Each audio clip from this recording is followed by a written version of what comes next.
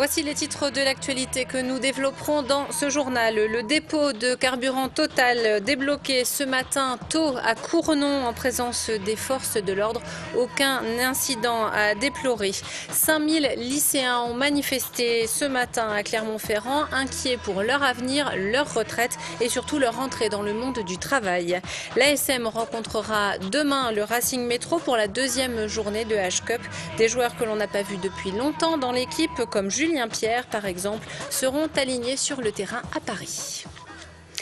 L'Elysée a demandé le déblocage de plusieurs dépôts de carburant en France, dont le dépôt Total de Cournon d'Auvergne qui était bloqué depuis 48 heures. Ce déblocage a eu lieu très tôt ce matin en présence des forces de l'ordre. Il s'est déroulé sans incident. Romain Duché avec Guillaume Frixon et Patrick Delanne. Depuis 7 heures ce matin, les camions-citernes peuvent à nouveau entrer et sortir. Le dépôt de carburant Total de Cournon a retrouvé une activité normale. Cette nuit, le blocage était toujours en place avec une petite centaine de manifestants. Le préfet de région est venu en personne sur les lieux vers 5h30 du matin. Mesdames, Messieurs, moi je suis venu vous demander de lever ce blocage. Si vous envoyez les gens pour l'assurer, nous on se retirera devant eux. Qu'est-ce que vous voulez qu'on fasse de toute façon? Les syndicats refusent d'aller à l'affrontement avec les forces de l'ordre. La levée du blocage est votée à main levée. Levez les bras! Faut pas qu'ils soient venus pour rien quand même.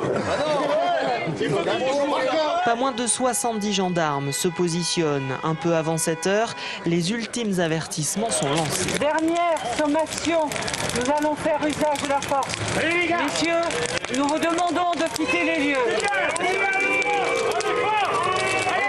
Les manifestants n'iront pas plus loin. Cette fois, ils lèvent le camp, mais ils ne capitulent pas pour autant. C'est pas un recul, c'est pas une retraite. On recule pour mieux se replacer ailleurs. Et y compris revenir ici, c'est nécessaire. Si on n'a pas de réponse, on attend maintenant les réponses qui nous seront faites du gouvernement. La levée du blocage du dépôt Total de Cournon ne marque donc pas la fin du mouvement. D'autres sites stratégiques pourraient être bloqués par les syndicats dans les prochains jours. À noter toutefois que les 12 raffineries du territoire métropolitain sont en grève.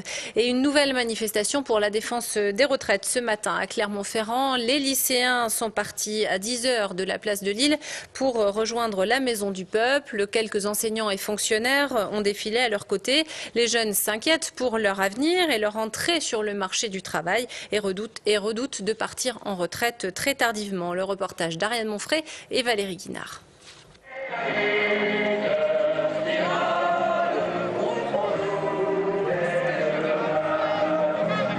Les lycéens sont arrivés par centaines des établissements de l'agglomération, ceux de Clermont et de Riom en tête.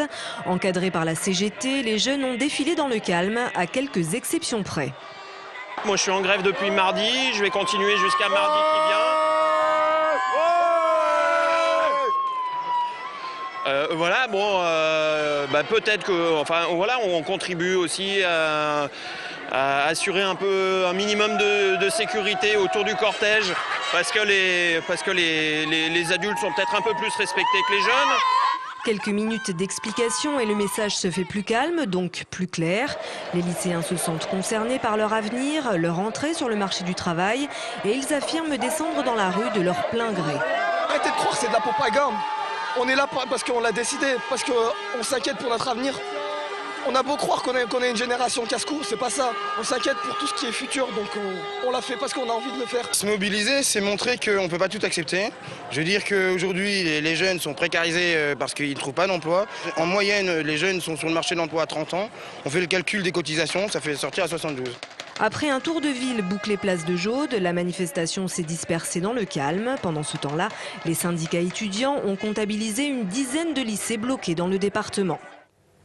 Le maire de Clermont-Ferrand et son adjoint à la culture ont fait le point ce matin sur les grands dossiers culturels de la ville. Ils ont évoqué l'opéra municipal puisque les appels d'offres aux entreprises seront lancés ce mois-ci. Les travaux se dérouleront entre 2011 et 2013. Ils ont par ailleurs officiellement annoncé la création de 2 bibliothèques distinctes sur l'actuel site de l'Hôtel Dieu, comme l'a expliqué Serge Godard au micro de Fabien Gandillon. 2 ensembles, mais qui fonctionneront de façon homogène et qui fonctionneront géographiquement. C'est important quand même, de façon homogène. Si les 2 ensembles étaient l'un à un bout de la ville, l'autre à l'autre bout, ça ne marcherait pas. Mais ils seront quasiment côte à côte sur le site de l'Hôtel-Dieu. C'est ce qui a motivé l'abandon du site de la gare routière. Et sur la gare routière, le projet maintenant, c'est un projet de la ville de Clermont, sur lequel nous attendons un peu nos partenaires. C'est le projet d'implantation de la Comédie de Clermont, avec en supplément un grand auditorium dédié essentiellement à la musique classique, bien sûr, mais pas exclusivement. Et à travers cet auditorium, nous pensons à l'expression de l'orchestre de Clermont-Auvergne.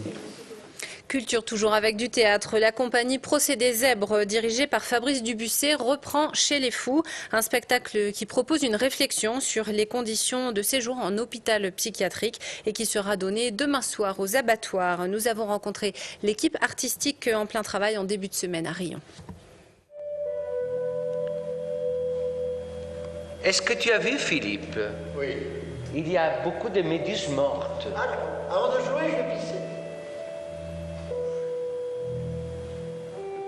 À l'origine du spectacle de Fabrice Dubussé, l'enquête d'Albert Londres chez les fous, paru en 1925. Un texte sur les conditions d'enfermement psychiatrique de l'époque qui permet une mise en perspective avec la situation actuelle. Et le metteur en scène sait de quoi il parle. Il a dirigé un atelier à vocation thérapeutique pendant une vingtaine d'années à l'hôpital de Vichy. Il était donc nécessaire pour lui de mélanger acteurs professionnels et acteurs différents, comme il dit. Je trouvais que c'était bien de l'aborder avec justement des gens comme ça, pas de l'aborder d'une manière intellectuelle, mais de dire vraiment on rentre dans le sujet, on rentre dans le vif du sujet et on donne comme ça une expérimentation plus qu'un spectacle, puisque c'est aussi une forme de reportage vivant.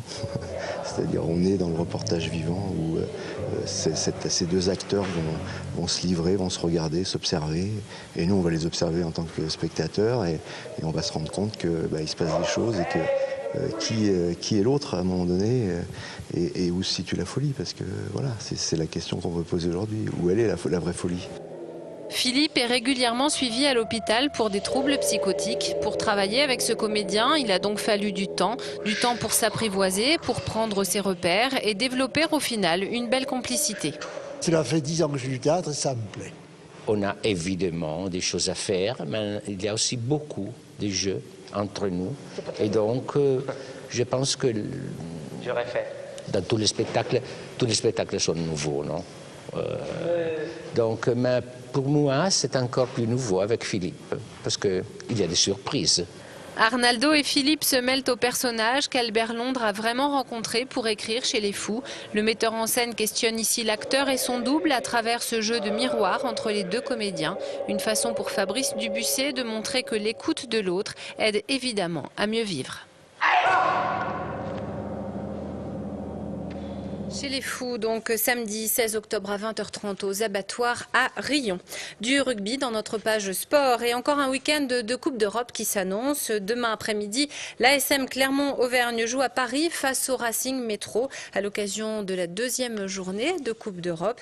C'est une équipe profondément remaniée qui affrontera le club parisien puisque l'entraîneur clermontois a décidé d'effectuer 8 changements par rapport au match de samedi dernier face aux Saracens. Parmi les joueurs qui seront alignés d'entrée, Julien Pierre, absent des terrains depuis 6 semaines. Martial Delecluse. Blessé à un pied le 1er septembre dernier lors du match de championnat face au Racing Métro, Julien Pierre est désormais opérationnel. En début de semaine, sous la houlette d'Alex King, il a eu droit à une séance à la carte, histoire de ne pas rater son retour sur les terrains de rugby. Ouais, non, j'ai une grosse envie de revenir. Vraiment heureux de retrouver les terrains, de retrouver les coéquipiers. Surtout après cette victoire contre les Saracens et envie de confirmer ce qui s'est passé contre les Saracens. Et le succès face aux Saracens lors de la première journée de H-Cup, Julien Pierre l'a vécu en tant que spectateur. Demain, face au Racing Métro, il sera sur le terrain et promu capitaine par Verne Cotter en l'absence d'Aurélien Rougerie. Il attend de ses coéquipiers une concentration de tous les instants. C'est vraiment être vraiment discipliné parce que la moindre faute va être sifflée, faire attention en jeu, pas gratter les ballons, pas faire de fautes idiotes, ne pas, quand on play, ne pas rester dans le camp adverse.